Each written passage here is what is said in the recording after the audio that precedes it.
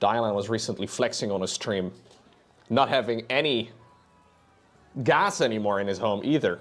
No gas. Definitely not using firewood for heating, I can imagine. That's a flex and a half. Gabe is chopping wood to survive the winter, dude. It's a different story entirely.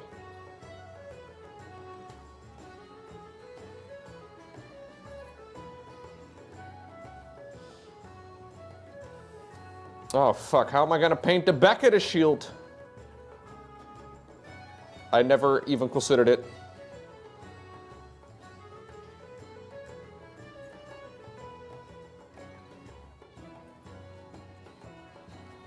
I think I'm happy just doing the shield entirely in metal from the back. I just have to try and jam a brush in there.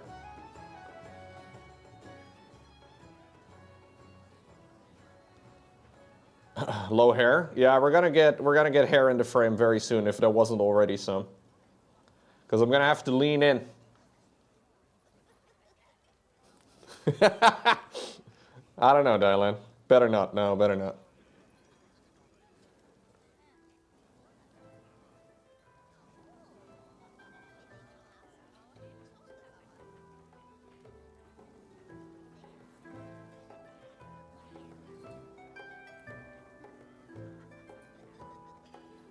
There is something cozy, though, about just a good old fireplace.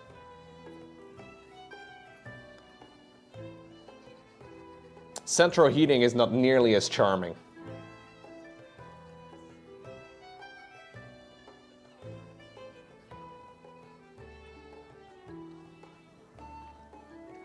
I actually didn't paint the entire bottom of the bird. For some reason, the bird is not entirely painted. Lowko from the past, man. Really slipping up. He used to be focused.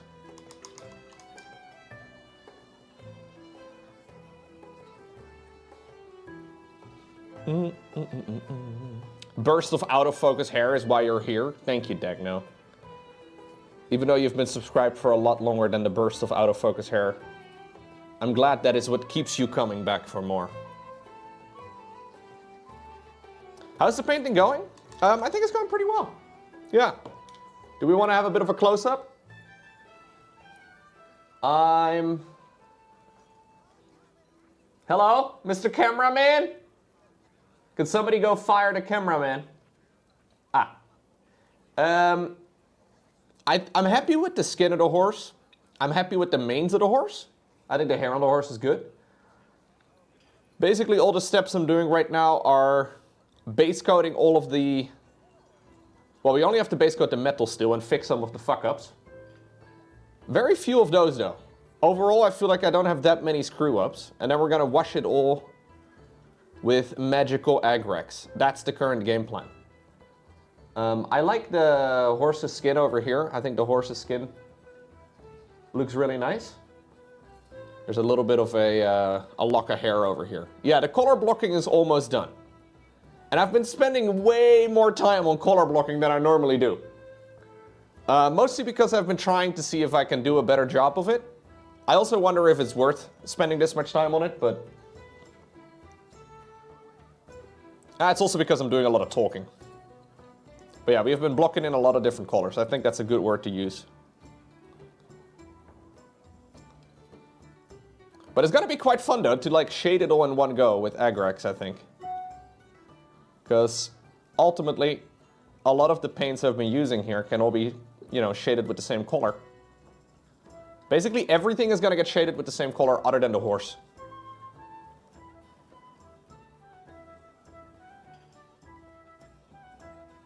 So I think it will look quite nice. Wow, I really managed to get a lot there on the cloak, but that's okay. No, I actually want the chainmail to be quite coppery in the end, so we're gonna Agrax that too.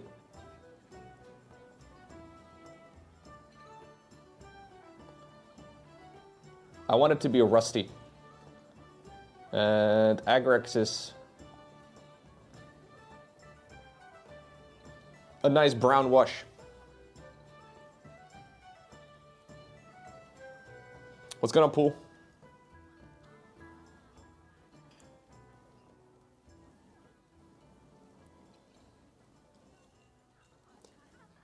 Buy a big pot of Agrax and dip it in. The army painter actually sells something like that. They have dipping pots, where it's like literally like a can of paint. Like, you know when you go to the hardware store and you buy paint, it's just a tin, and you just dip the whole mini in. That is a lazy man's way of doing it, though. But it works really well if you want to do, like, I don't know, tabletop minis, you just want to have some quick fun. Just slap on some base coats, wash the whole miniature, throw it in the paint bucket, call it a day.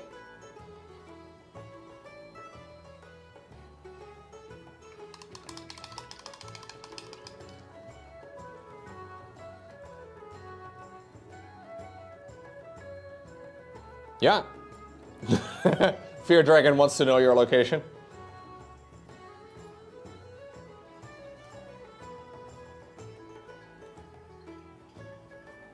I've never used something like that, though.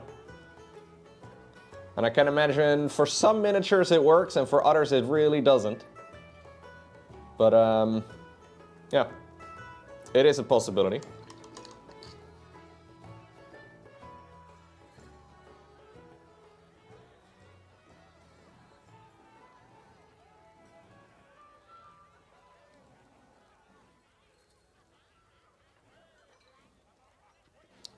There's a tiny little bit of silver that I have to apply behind the fucking staff.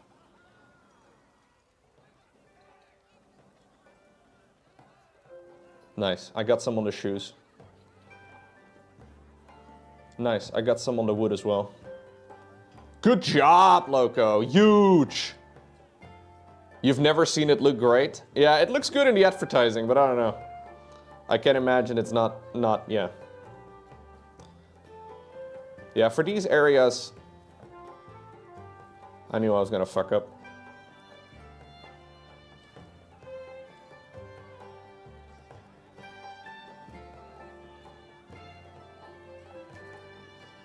I knew it was gonna be a bit of a mess. That's okay, we can cover it again. I also have to do the same for the shield, because I did fuck up the shield a little bit. A goblin army works well with dark tone dips. Nobody paints a goblin army without cheating. Is it because the amount? You could always use a thinner brush. Yeah. Nah, it's okay, it's okay. But then I have to clean multiple brushes, Pool J. Sometimes my reluctance to clean multiple brushes withholds me. It's yeah, it's not great. Nah, the brush is definitely fine.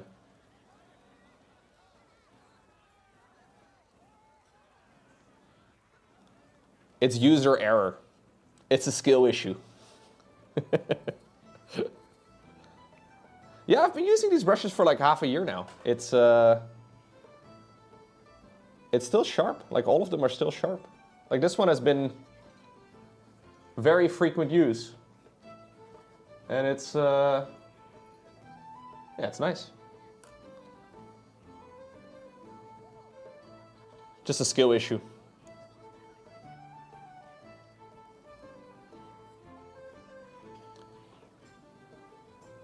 The most ridiculous brush you've ever seen was literally a single strand? Yeah. Skill issue is admitting you're the problem? Oh, I am 100% the bottleneck. I am 100% the bottleneck here.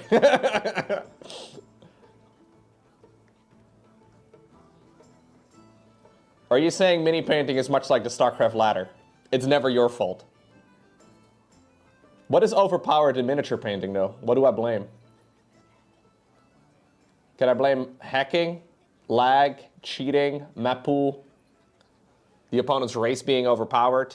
Like, what's the David Kim of miniature painting?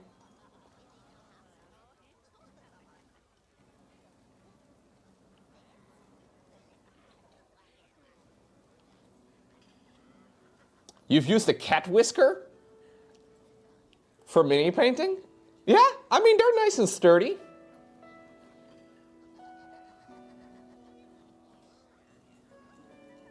My cats drop them sometimes. I like to collect them. Never do anything with them though. Mini painting is as good an idea as any, I guess. Yeah, what are the excuses you can use for miniature painting, guys? Like, it's not me, it's the paint, it's the brush, it's the designers at Games Workshop. Like, what do we blame? The mini, the brush, whatever fits best? I feel like all of them are excuses. But like much worse excuses than StarCraft excuses, you know?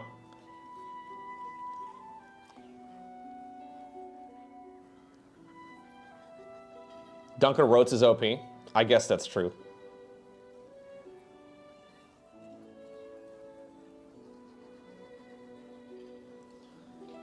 I saw a video yesterday of Duncan painting a Word Bearer's Dreadnought. Or World Eaters? I think it was World Eaters, actually. But anyways, now I want to paint a World Eaters. I want to paint the same miniature. Ah, well. Some paints can be horrible. Well, I just had a rant about that earlier today on stream. You blame the tools, the equipment not feeling great, light being off, model not being clearly sculpted. I don't know. I don't like any of those excuses. Those are weak excuses.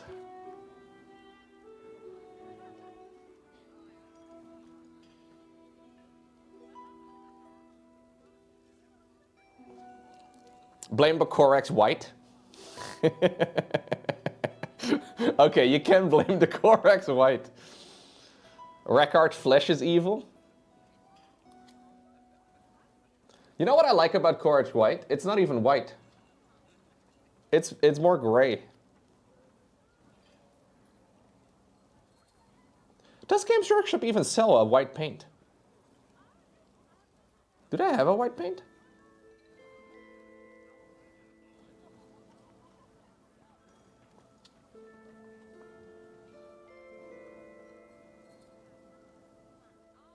I guess they have White Scar, but I'm not sure. You shouldn't use Games Workshop whites? I feel like I should not be using any Games Workshop paints right now. I like the contrast paints and the shades and stuff, and some are decent, but I'm not really intending on buying any more.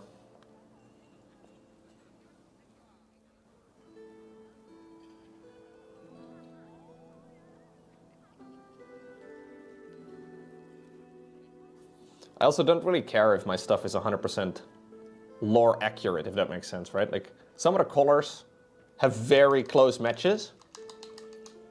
I don't really care if, you know, they're slightly different.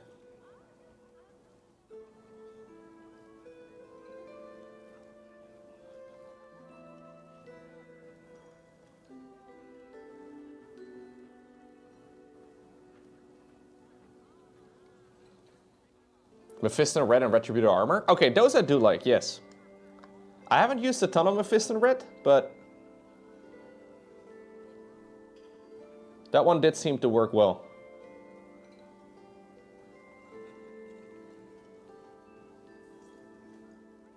I've almost used up my Retributor Armor.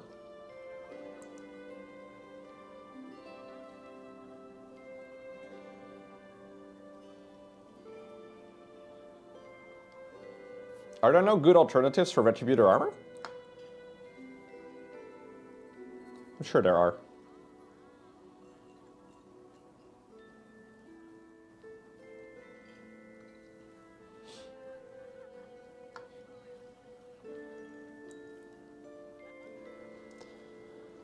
All of these little details are so finicky, man.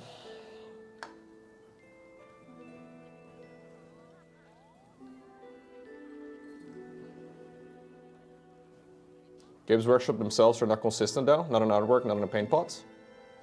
Yeah, well, fair enough. No, but I'm saying, like, you know how some people, if they want to paint an ultramarine, they will get like McCrack Blue or whatever it's called, right? But you will be able to find colors from other brands that are going to be like 98%. At least of what it's theoretically supposed to be like. Even though there will be variety there. From batch to batch, I guess, and just from production to production and from pot to pot, but...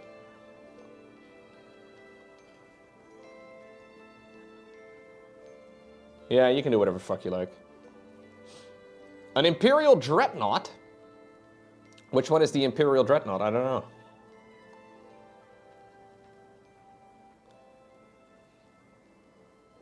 I like the Horus Heresy Dreadnought one. That one looked really nice.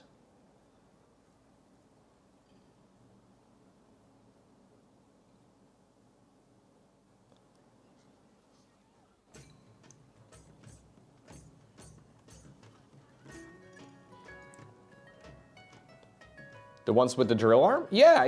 There's one with like a little claw, like a little grabby claw thing. And then one with a little drill arm.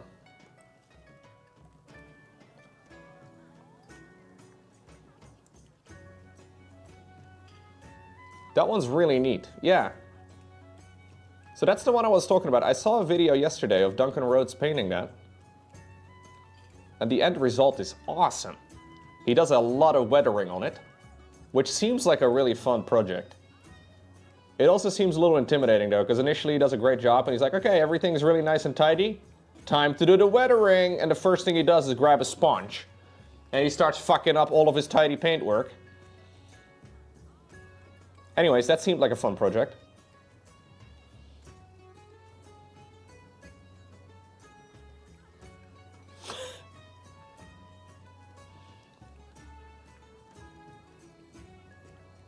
What's going on, Kalibrovka?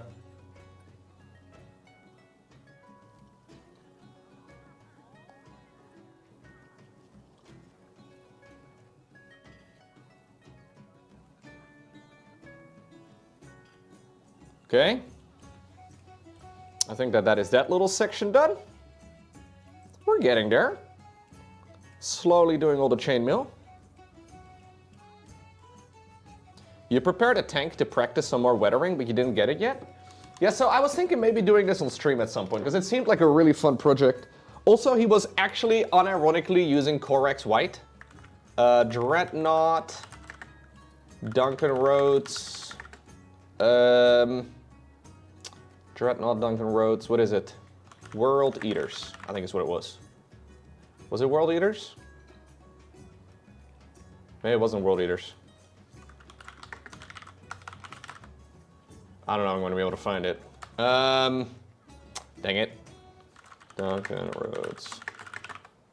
I think I'm going to find it. Maybe it's Word Bearers? Alright, it's this video. He shows it in this video.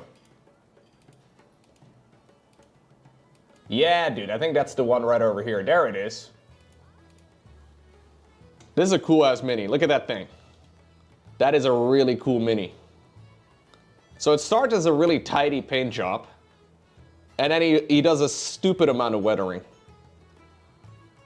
This is what actual good painting looks like, guys. In case you're like new to this, like me, and you're only seeing me paint.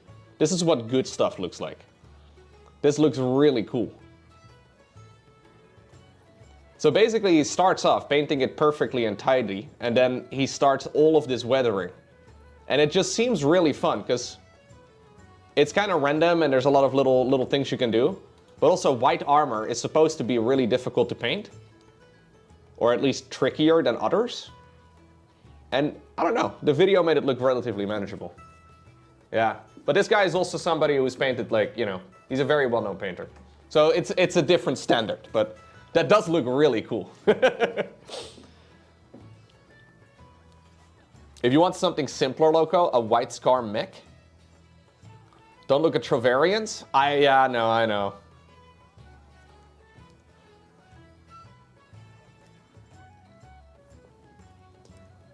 Some of the super high-end stuff is incredibly impressive.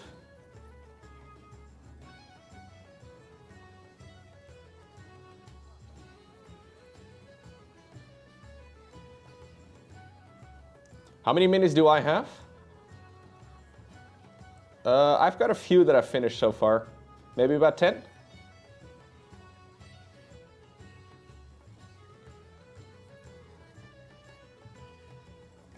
I don't have a ton. No, more. A little more than that. So the base code that he uses for that Dreadnought in that video is actually Corex White. So he specifically uses what is considered to be one of the shittiest colors that Games Workshop has. It makes it look really nice. Yeah, well, Corex White is basically gray, right? No, so I mostly have really large minis. I like the really large minis primarily. Or at least like the more centerpiece minis, I guess. I'm a big fan of this format as well. Is this large? Large? Medium-sized? I'm not sure. I think this is like a medium-sized miniature, but...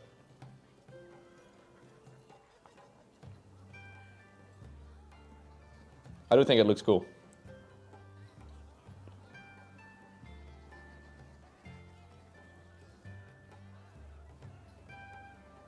I think it's pretty average, no? You can take weathering really far. Okay, hold up. We'll click that link. It's a bit annoying because I have to go back and forth between computers. Let me see. Oh yeah, I saw this one. A Nurgle Dreadnought. This one goes, like, there's like a certain point where maybe you've gone too far. Although this one won gold in the tournament, so, you know. Do you guys think this is too far? This one is a little too far for my liking. But I do like it. I do like it, but I can imagine some folks will look at this and they're like, oh my god, that is ugly as shit. But that's a personal preference, right?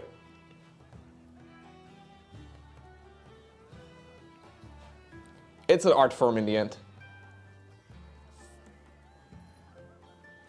That kind of is like going to a museum and looking at modern art and you're like, well, it is just a black canvas with a white square in the middle. Like, what do you mean this is... there is a... Yeah, I can see the debate. But I'm glad to see the judges apparently decided that one was worth gold. That's cool. I can imagine that a lot of judges would purposely play it safe, but...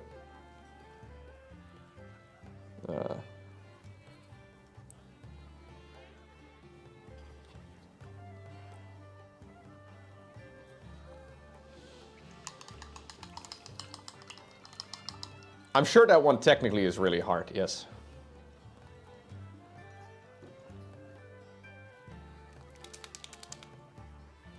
I am a fan of those painterly type of styles though, for, you know, the more...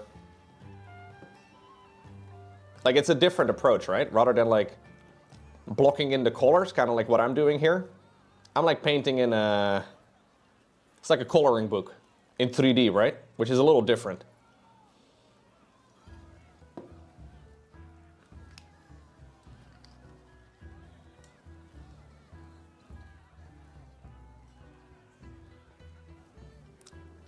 Have you used the Army Painters paints at Old Island? The Fanatic ones? I may have asked that before, but I've been really liking them.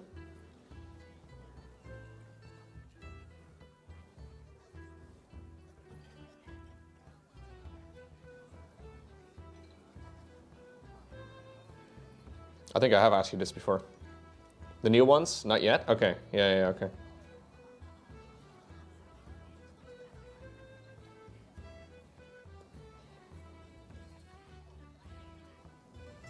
I guess a lot of people are turned off by the old ones, but I never tried the old ones, so no comparison.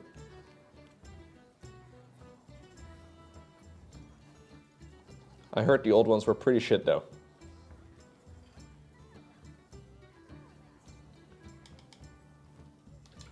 Yeah, I'm really liking these new ones. I guess my my experience is not one with, you know, I don't have a ton of it, but I'm liking them.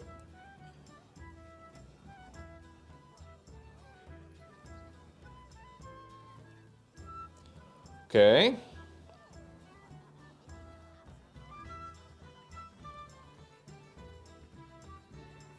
Trying to fix some of my fuck-ups. Fixing my fuck-ups. The miniature painting experience that I have had over the last half year. I go in with great intentions, but then I have to fix my fuck-ups. If I ever write a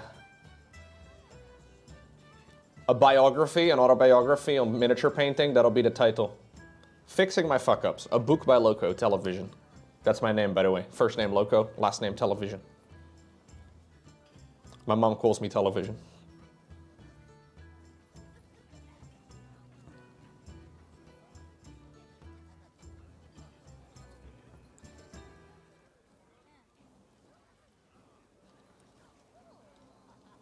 You may call me Television too. You like the dark steel colors for Nurgle? Yeah, this is a very bright steel, isn't it? This is also a Nurgle Mini. I wonder if I'm gonna have to shade it down a lot. Because this one is very bright, I agree.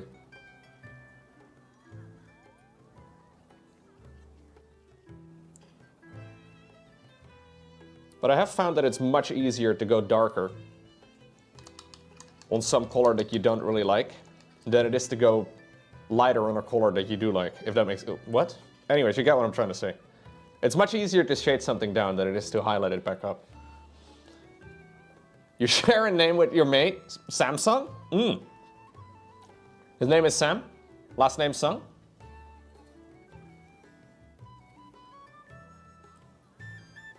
Can Sam sing?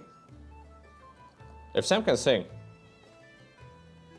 he would sing some what? He could sing some nice songs. Okay, here we go. Gotta finally paint in this little bit. This part has been bothering me for a while.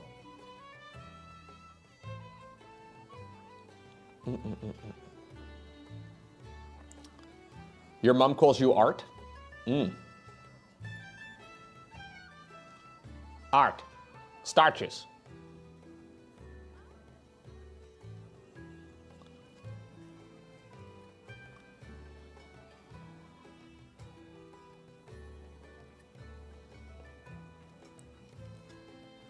Your mom calls you idiot? Aw. That's so sweet. Bum ba dum ba da da da da.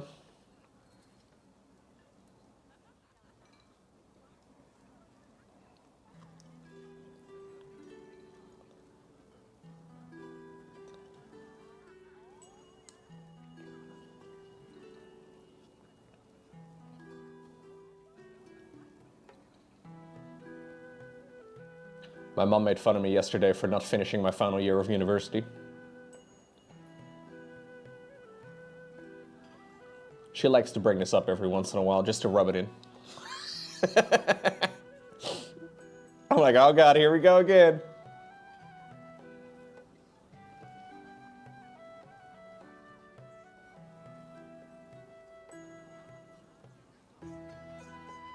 Your mom likes to do that too.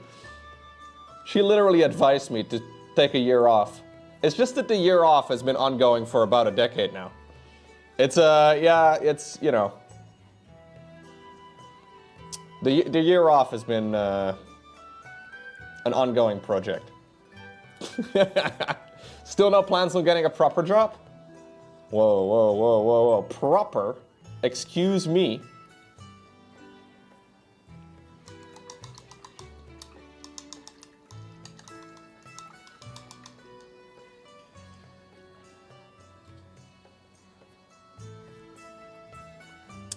No, my parents actually told me at some point that I should probably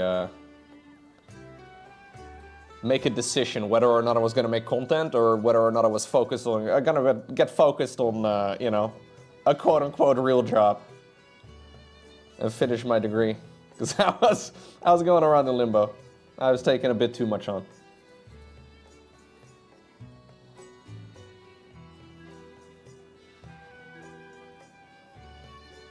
So I decided, you know what? We'll fucking try this content creation thing. For real.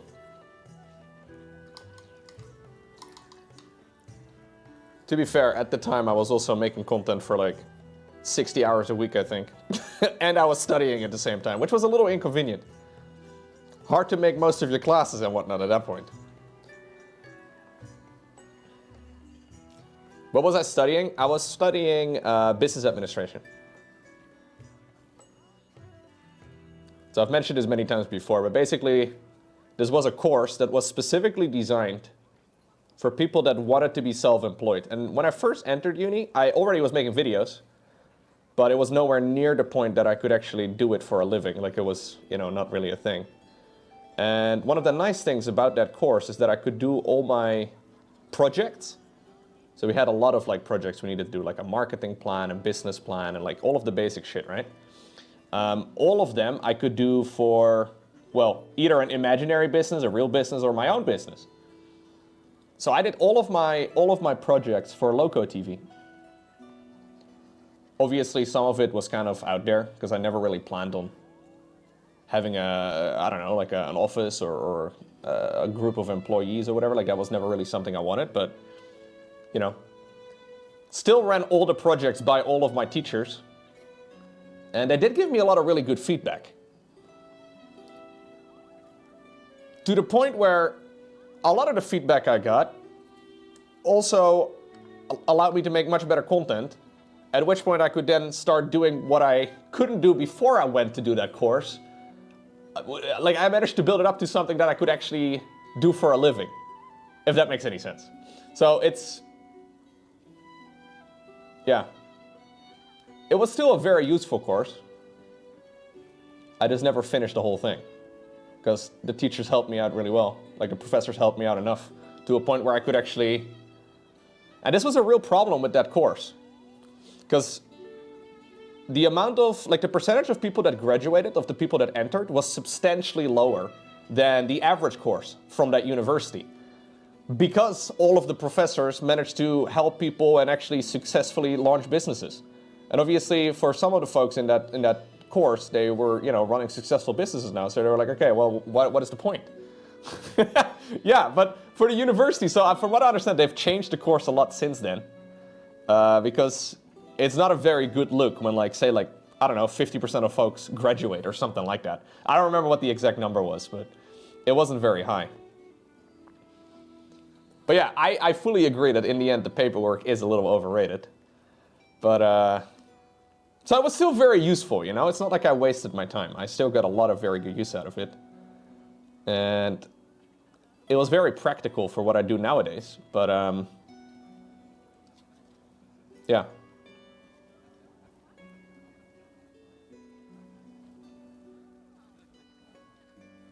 The teachers did a good job, yeah. Yeah, and interestingly enough, of the people that I still have on Facebook and stuff that did finish the course and that did graduate, most of them right now just work at another company, so they're not actually self-employed, which is, it's kind of funny. Like, ultimately, obviously, you can do whatever you like, right? But somehow, it seems like most people that dropped out actually got, in the end, what the course set out to do. It's a strange result. The teachers were chill though, dude. It was really fun. I really had a good time there. The first year we had like what was called a student company. And we launched our own product. It was pretty fun. That was the entire year. Like that was the entire first year. We had some tests and stuff, but it was effectively just like, here, run a company and figure it out. It was very much so focused on. It was a good time. I had a good time there. Especially coming out of high school, I was like, holy shit, man. I didn't like high school very much at all. This is so much better. Hey. What's going on, Yogas?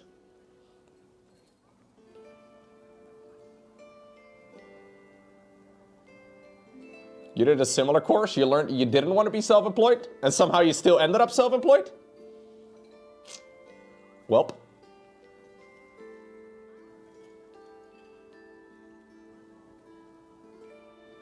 Yay? Or, I don't, Yeah, I've been making full-time content for like a decade now, it seems, man. No, not quite a decade. How many years has it been? I think like since like 2016 or so? Maybe 2017? What year is it now? I think it's been about 7 or 8 years, yeah.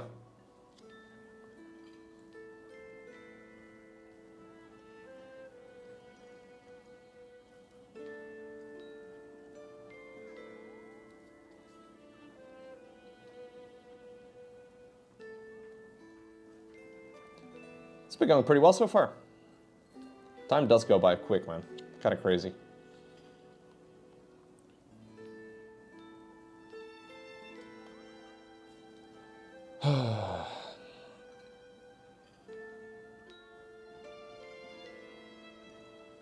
What's going on, Amia?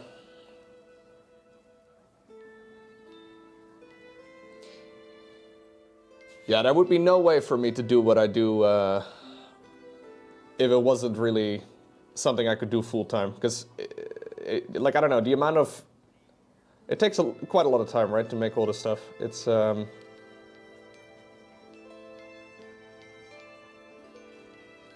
of tricky to do, I think, if you don't do it for at least 40 hours a week. I wonder how many streamers actually do. Like, streamers that stream full-time or stream for a living, I wonder how many of those folks stream 40 hours a week or work 40 hours a week. I feel like the vast majority of streamers I know do a lot more. I did miss a few spots so far, yeah.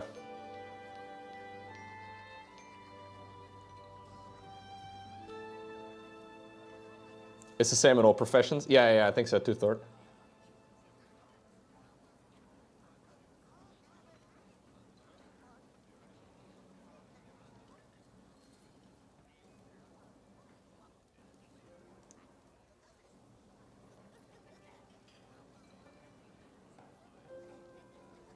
But Laurent, for example, really likes working in an office and like interacting with other human beings on a daily like basis.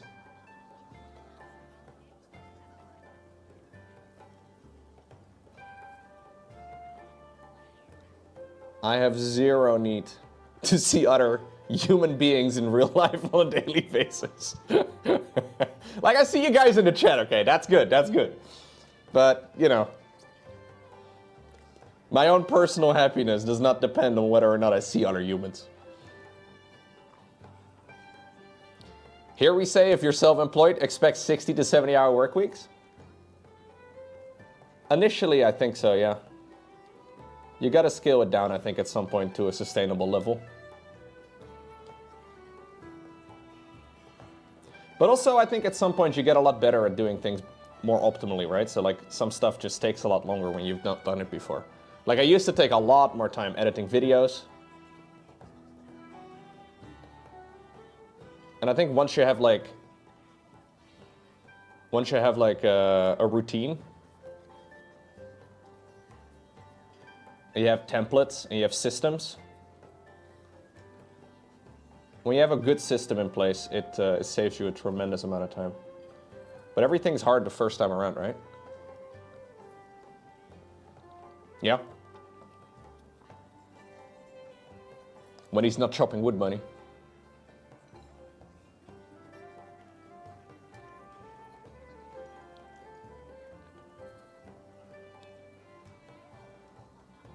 Yeah. It's very easy for shit to really suck up a lot of time, Mickey.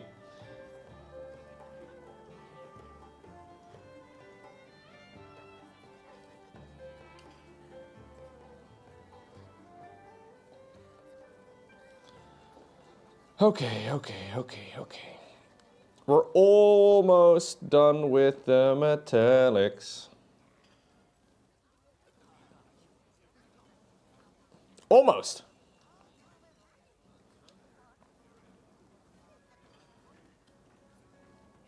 You miss the social sometimes. If you need help, you can't easily ask a colleague. Fair, yeah.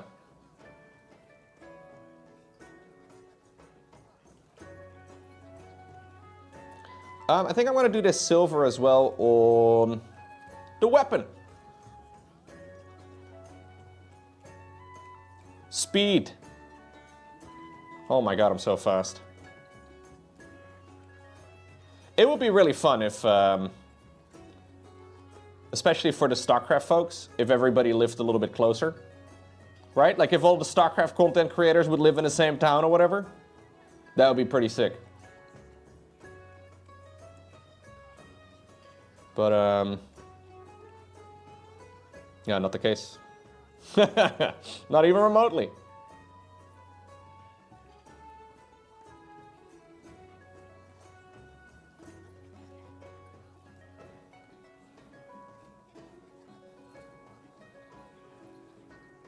Yeah, imagine all the miniature painters out there lived in one town. Just go say hello. That would be kind of fun. What's going on, T.O.? Thank you very much. Welcome back. 75 months. Can you move in with me? I don't think we have the room. Or just you? Just you or the wife and kids as well? Okay, fine. We'll give you the east wing of the low mansion.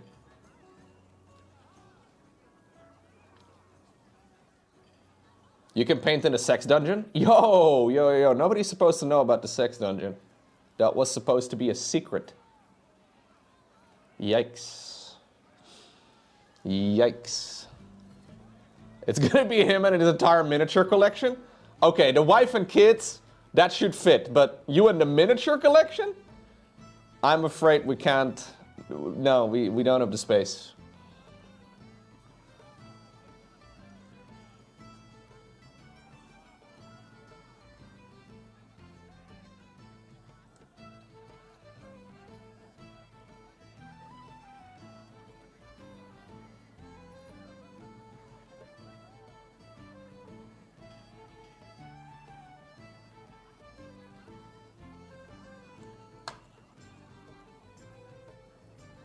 I do think being self-employed is really nice, though.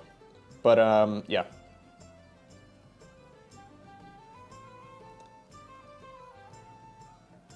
It is a lot of trial and error.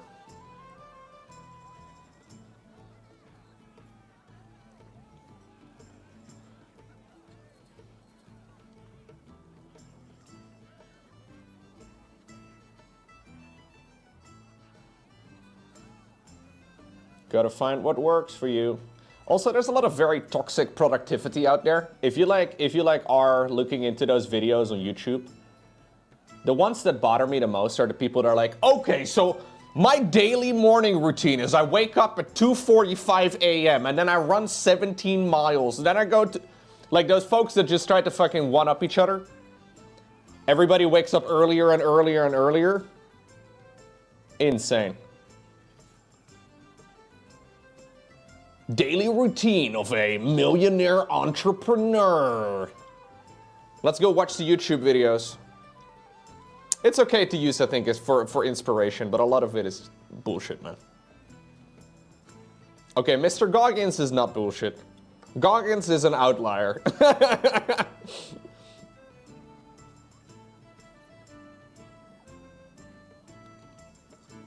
Yeah, people that like take their self-worth depending on how early they wake up. It's, yeah, I don't understand that at all. Raw dogging 10-hour flights? Yeah.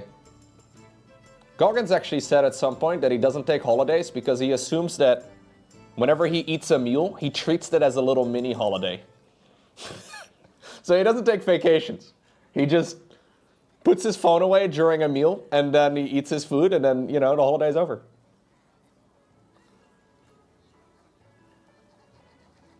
Guy's very successful, by the way. Financially very successful, I'm sure. He probably doesn't need to work, but yeah, there are folks out there. He's very extreme, absolutely. He says as well, and he's been saying this for years, that every night before he goes to bed, he does 2 hours of stretching. 2 hours of stretching? Wait, hold up, 2 hours?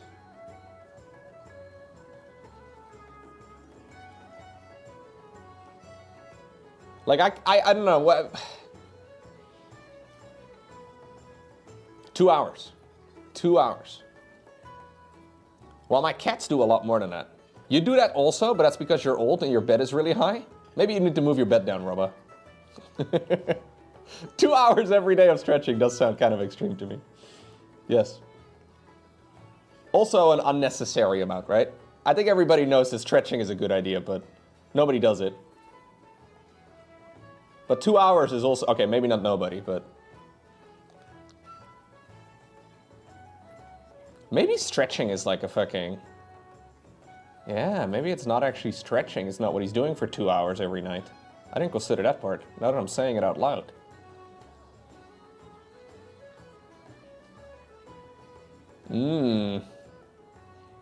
We end the day with some stretching. I see, Mr. Goggins. I see, buddy. What are we stretching?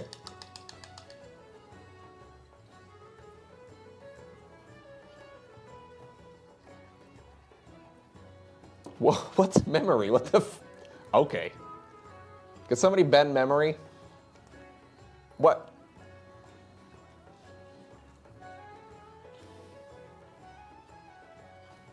The fuck are you talking about?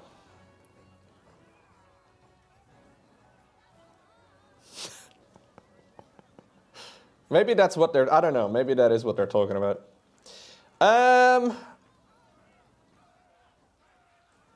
We have some circles over here in the front of the horse.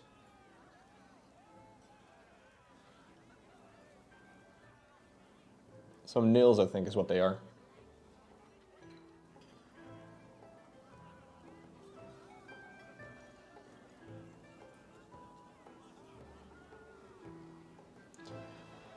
Okay.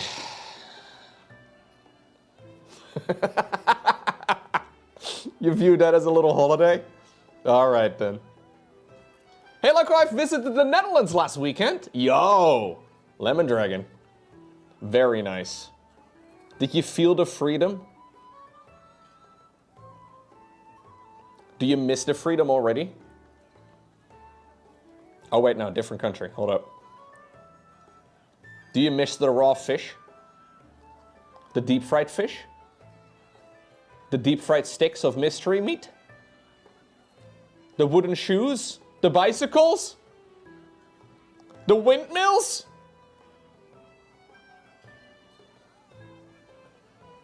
Okay, I'm all out of ideas. He's being very quiet about it, guys. I don't think he misses anything.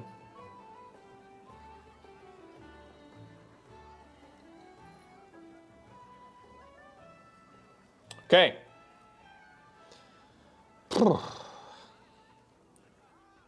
Are you in crippling debt now because of the stroopwafels? Probably.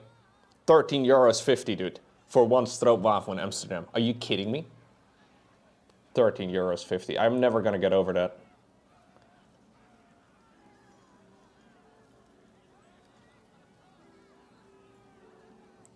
For a sugar waffle. Yeah, for... Apparently that's what they sell to tourists in Amsterdam.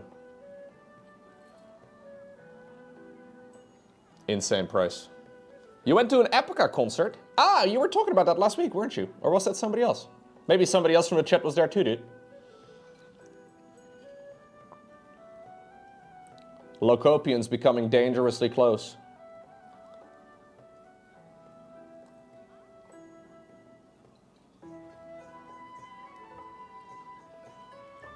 Yeah, so this was trending a couple months ago, Dialan. Apparently there's touristy stroopwafels in like one of those like must-see locations in Amsterdam or whatever, right? If you Google it, like what should you do in Amsterdam, right? That's one of the top results. And apparently they charge 13 euro 50 for a stroopwafel.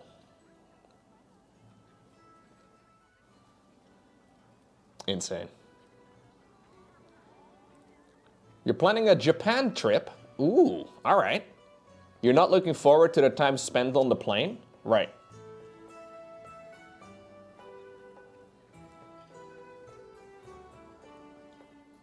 Yeah, long flights can be a little painful.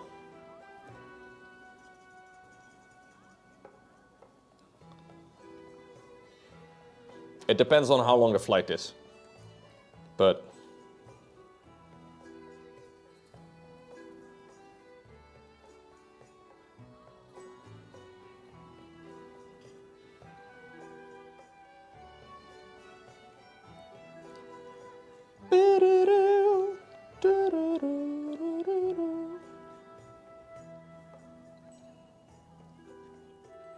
I find that flights are fine, unless you go over like the 11, or, oh, okay. You 14 hours? Okay, yeah. 14 hours is a long fucking time.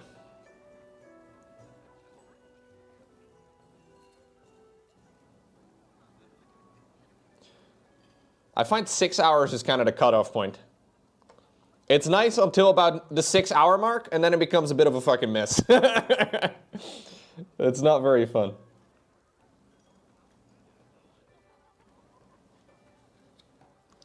Oh, you'd had terrible anxiety about flying? Oh no, that doesn't do me much.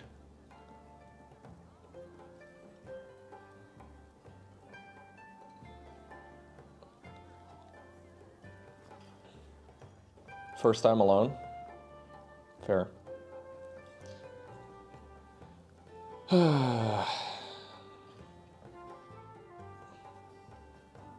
I did one very long flight in business class one time.